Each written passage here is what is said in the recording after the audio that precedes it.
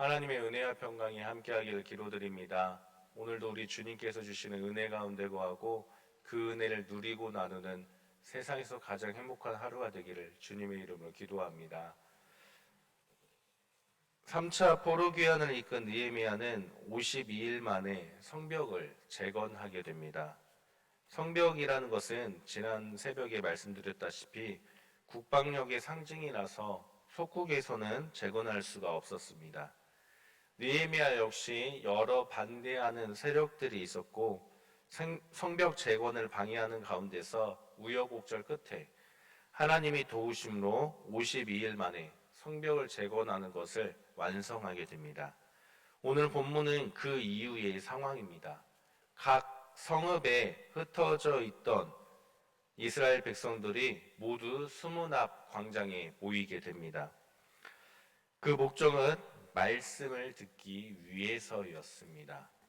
1차 포로기한 때 성전을 다시 수리하였고 2차 귀환 때 종교 개혁을 하였고 3차 귀환 때 성벽을 재건하게 됩니다. 성전 수리와 종교 개혁과 성벽 재건까지 했으니 남은 것은 이제 이스라엘 백성들의 심령이 하나님 앞에 바로 서는, 쉽게 이야기하면 부흥이 필요했던 것이었습니다. 그래서 오늘 본문에 보면 에스라가 등장을 하게 됩니다. 에스라를 초청해서 우리식으로 표현하면 부흥회를 열었던 것입니다. 성전과 성벽이 완성되었으니 이제 말씀을 통해 심령이 다시 불타올라 하나님 앞에 바로 서야 하는 것, 하나님께로 방향을 돌이키기 위해서 학사 에스라를 초청했던 것입니다. 오늘은 에스라 부흥 운동을 통해서 우리가 하나님이 기뻐하는 삶을 살아가는 모습들 중에서 말씀을 사모하는, 말씀을 어떻게 듣고 말씀을 사모해야 하는가에 대해서 우리가 말씀을 함께 나누어 보도록 하겠습니다. 먼저 우리는 말씀을 귀 기울여서 들어야 합니다. 우리 3절 말씀을 다시 한번 읽어보겠습니다. 3절 함께 읽겠습니다. 수문 앞 광장에서 새벽부터 정오까지 남자나 여자나 알아들을 만한 모든 사람 앞에서 읽음에 뭇 백성이 그 율법책에 귀를 기울였는데. 아멘. 에스라가 말씀을 읽을 때 모든 사람이, 모든 백성이 귀를 기울였다라고 그렇게 말씀하고 있습니다. 귀를 기울이다라는 것은 방향성을 나타내는 단어를 가지고 있습니다. 우리의 귀, 우리가 들어야 할 방향에 대한 단어라는 것입니다. 이스라엘 백성들이 귀 기울이는 그 방향이 무엇이었습니까? 율법책, 다시 말하면 말씀이었습니다. 다른 것을 향해서 귀를 기울인 것이 아니라 말씀에 귀를 기울인 것, 말씀으로 방향을 잡는 것, 그것이 바로 우리의 심령이 하나님 앞에 바로 서는 하나님의 기뻐하는 모습이라는 것을 우리는 알 수가 있습니다. 이 세상은 참 많은 정보가 있습니다. 정보가 넘쳐나는 세상 속에서 우리는 살아가고 있습니다. 그 정보가 진짜일 수도 있고 가짜일 수도 있습니다. 수많은 정보들 속에서 우리가 귀 기울여야 하는 것, 우리가 살아가야 할 방향성, 그것은 오직 말씀이 되어야 합니다. 오직 율법으로, 오직 말씀의 방향을 맞춰서 하나님 말씀에 귀 기울이면서 살아갈 때, 그때 우리는 우리의 심령이 하나님 앞에 바로 서게 되고 하나님이 우리의 그 모습을 보고 기뻐하게 된다라는 겁니다. 그렇기 때문에 우리는 말씀에 귀 기울여야 합니다. 말씀을 그냥 듣는 것이 아니라 귀 기울이며 집중하여서 들어야 한다라는 겁니다. 우리는 예배 때 설교를 듣습니다. 그 설교가 듣는 것에서 끝나는 것이 아니라 귀 기울여서 집중하여서 우리의 생각과 마음이 말씀으로 방향을 잡고 들어야 한다라는 겁니다. 우리의 삶에는 말씀을 들을 수 있는 매체들이 참 많이 있습니다. 특히나 코로나 상황 속에서 많은 말씀들이 인터넷에 올라오고 있습니다. 우리는 너무나도 쉽게 말씀을 들을 수가 있습니다. 그럼에도 우리는 수많은 말씀들의 말씀들을 들을 때 귀 기울이면서, 다시 말하면 그 말씀에 우리의 생각과 마음을 방향을 맞춰서 그렇게 듣고 있습니까? 말씀뿐만이 아니라 우리의 삶 역시 말씀으로 방향을 돌이켜서 살아가야 되는데, 우리는 이 땅에서 말씀에 집중하면서 살아가는지, 아니면 이 세상의 다른 정보들에 귀 기울이면서 그것에 맞춰 방향을 맞춰 살아가고 있는지 우리의 삶을 돌이켜 보기를 바랍니다. 두 번째로, 하나님을 기쁘게 하는 말씀을 사모하는 방법으로는 우리는 말씀을 깨달아야만 합니다. 우리 8절 말씀을 다시 한번 읽어보겠습니다. 8절 함께 읽겠습니다. 하나님의 율법책을 낭독하고 그 뜻을 해석하여 백성에게 그 낭독하는 것을 다 깨닫게 하니. 아멘. 이스라엘 백성들이 에스라를 통해서 하나님의 말씀을 들었습니다. 귀 기울여서 하나님의 말씀을 듣는 것에 그친 것이 아니라 그 들은 말씀을 깨달았다라고 그렇게 기록하고 있습니다. 여기서 깨닫다라는 것은 단순히 들었다라는 것이 아니라 이해하다라는 뜻을 가지고 있습니다. 하나님의 뜻, 말씀이 뜻하는 바를 이해하게 되었다라는 뜻입니다.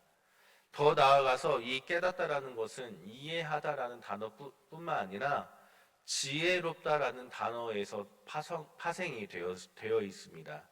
즉 하나님의 말씀을 들을 때 하나님의 말씀, 하나님의 참 뜻을 이해하는 사람은 지혜로운 사람이 될 수가 있다라는 의미를 가지고 있습니다. 말씀을 깨닫기 위해서는, 참 뜻을 이해하기 위해서는 말씀에 귀 기울인 것만으로는 이해할 수가 없습니다. 해석하는 과정이 필요합니다. 8절 말씀에 보니까 에스라가 율법책을 낭독하였고 그 말씀을 해석해 주어서 깨닫게 되었다, 이해하게 되었다라고 기록하고 있습니다. 현재 성에 모인 이스라엘 백성들의 대부분은 포로로 끌려갔던 2세대 사람들이었습니다. 이스라엘이 아닌 타국에서 지냈기 때문에 이들은 이스라엘어, 히브리어를 사용하는 것이 아니라 아람어를 사용하는 사람들이었습니다.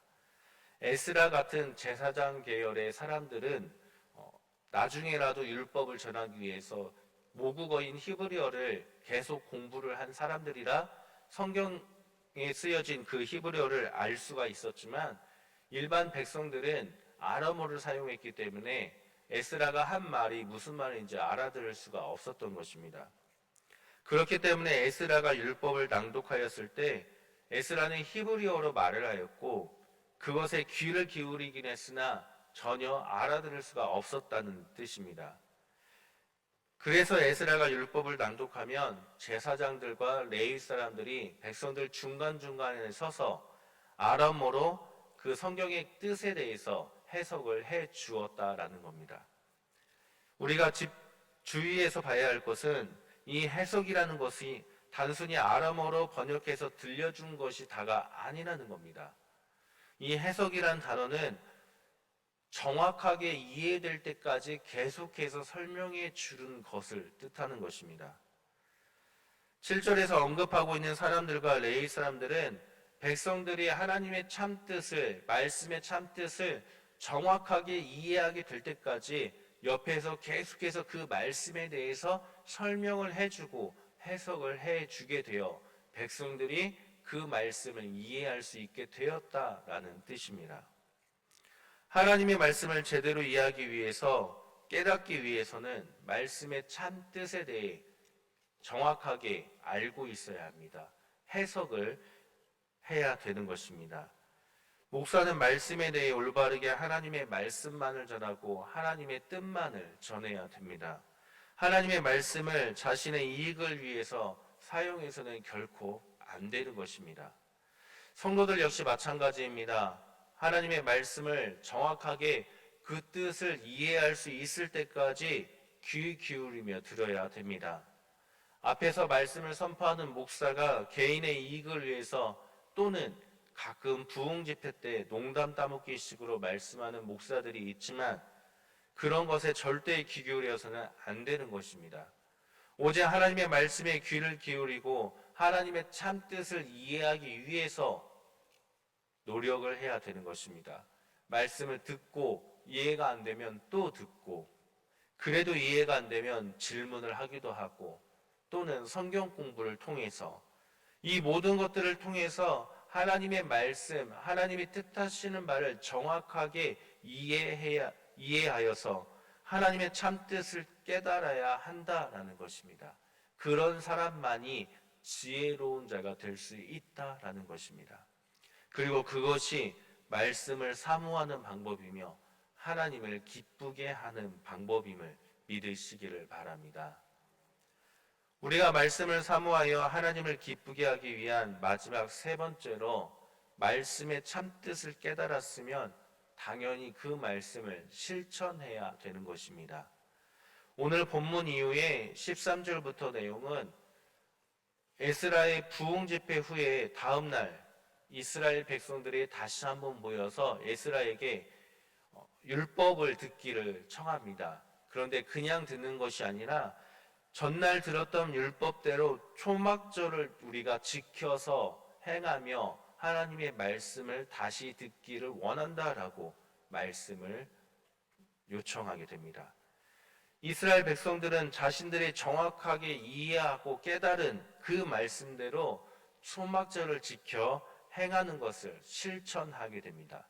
그래서 17절에 보니 사로잡혔다가 돌아온 회중이 다 초막을 짓고 그 안에서 거하니 눈의 아들 여호수아 때로부터 그날까지 이스라엘 자손이 이같이 행한 일이 없었으므로 이에 크게 기뻐하며 라고 기록하고 있습니다. 말씀을 듣는 것에 그치는 것이 아니라 실천을 하자 하나님이 기뻐했다는 겁니다. 우리 역시 말씀을 실천해야만 됩니다. 말씀을 귀 기울여 듣고 하나님의 참뜻을 이해하여 깨달았으면 깨닫는 것에서 그치는 것이 아니라 말씀을 실천해야 한다라는 겁니다. 12절 말씀 끝에 보면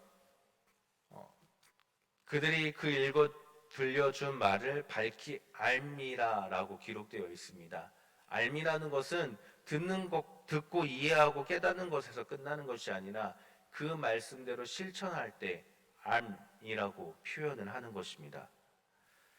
우리의 삶이 세상 중심이 아니라 하나님 말씀에 귀 기울여서 하나님의 참뜻을 이해하며 깨달아 그 말씀대로 실천하는 참된 알매의 자세로 살아갈 때 우리의 그 모습을 보고 하나님께서 기뻐하신다라는 것을 우리는 기억해야만 하는 것입니다.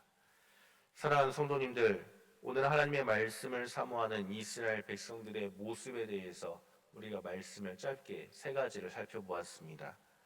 에스라의 부흥 집회를 통해 하나님 말씀을 사모하는 이스라엘 백성들처럼 우리 역시 말씀에 귀 기울이며, 다시 말하면 우리 마음과 생각이 말씀으로 방향을 바꿔 오직 말씀으로 삶의 방향을 바꾸며 살아가야 합니다. 그리고 하나님의 말씀을 정확하게 이해가 될 때까지, 깨달을 수 있을 때까지 우리는 듣고 또 듣고 그리고 묵상하고 또 배움으로써 지혜로운 사람들이 되어야만 합니다. 무엇보다도 말씀에 귀 기울여서 깨달았으면 그 말씀대로 실천하는 알매 삶을 살아가야만 하는 것입니다. 이 삶이 바로 하나님께서 기뻐하는 삶임을 믿으시기를 바랍니다. 오늘 하루도 주님의 말씀에 귀 기울이고 그 말씀의 참뜻을 바르게 이해하기 위해 말씀을 듣고 묵상하고 깨달아서 하나님 뜻대로 살아감으로 하나님을 기쁘게 하는 세상에서 가장 행복한 하루가 되기를 주님의 이름으로 간절히 축원합니다. 함께 기도합니다. 하나님 감사드립니다. 오늘도 말씀을 통해 우리가 듣고 깨달을 수 있음에 감사드립니다. 하나님, 이 말씀을 듣고 깨닫게 하옵시고 우리가 하나님의 참뜻대로 살아갈 수 있도록 우리의 삶의 걸음을 이끌어 주옵소서. 이 세상 가운데서 세상을 따라 살아가는 것이 아닌 하나님의 참뜻을 따라 살아감으로 주님을 기쁘게 하는 우리들이 될 수 있도록 주님 우리를 인도하여 주옵소서. 우리를 구원하신 예수 그리스도의 이름으로 기도드립니다. 아멘.